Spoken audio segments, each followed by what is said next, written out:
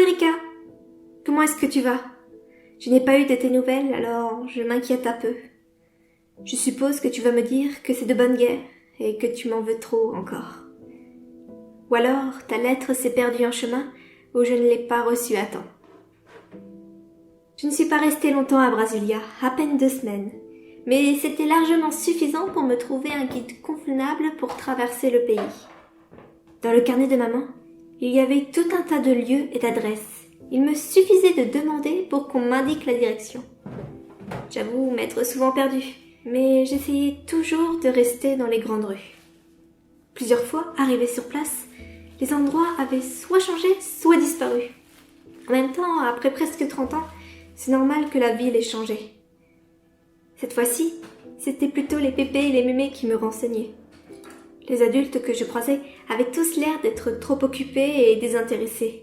Et les jeunes, même s'ils avaient l'air curieux, je sentais qu'après quelques minutes de conversation, je les ennuyais. J'ai donc écouté les vieilles personnes me raconter l'histoire de leur quartier et des lieux disparus pendant des heures. J'avais l'impression de voir revivre tous ces instants de vie juste devant mes yeux. Des récits incroyables. J'ai quand même trouvé certains endroits qui étaient notés dans le carnet, et c'est dans l'un d'eux que j'ai rencontré Pietro, mon guide. J'étais rentrée dans une petite église juste à côté d'une école. Les rires des enfants résonnaient dans l'édifice. Cela avait un côté merveilleux. En parlant avec l'un des prêtres, je compris que ce que j'avais pris pour une école était en fait un orphelinat. Et il m'emmena voir les enfants.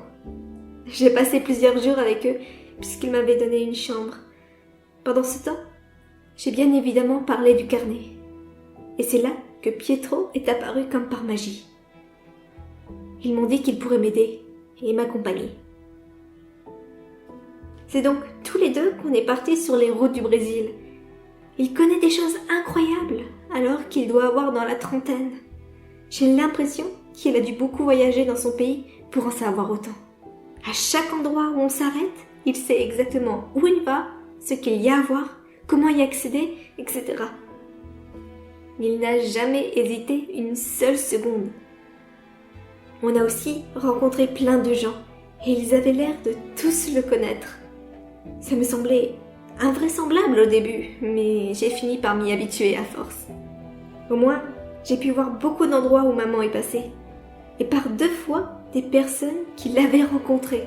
C'était vraiment étrange comme situation, parce qu'ils m'ont accueillie comme si j'étais leur enfant parti depuis des années qui revenait enfin à la maison. Cela a beaucoup fait rire Pietro, qui échangeait avec eux des regards que je n'arrivais pas à interpréter.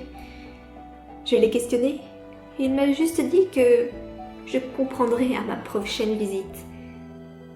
J'avoue ne pas avoir saisi vraiment ce qu'il a voulu dire, bien qu'il parle assez bien couramment le français. Au moment où je t'écris, je suis à l'aéroport de Brasilia, et je vais sans doute poster cette lettre avant d'embarquer. On est rentré il y a 3 jours de ce voyage de bien 3 semaines, 1 mois. J'ai encore eu plein de cadeaux et de souvenirs que je commence à entasser dans le fond de ma valise. Je n'ai pas le cœur de jeter la moindre chose. La séparation avec Pietro a été la plus déchirante. J'avais l'impression de perdre un frère. Il m'a même donné son pendentif, celui-là même qu'il m'a raconté avoir depuis sa naissance. Comme ça, il pourra toujours veiller sur moi. C'est ce qu'il m'a dit avec un sourire mélancolique. J'espère que je pourrai le revoir un jour. Pour l'instant, direction les États-Unis et le Canada. Des bisous à papa, Gus et toi. Je vous aime fort. Ta petite sœur, Eleana.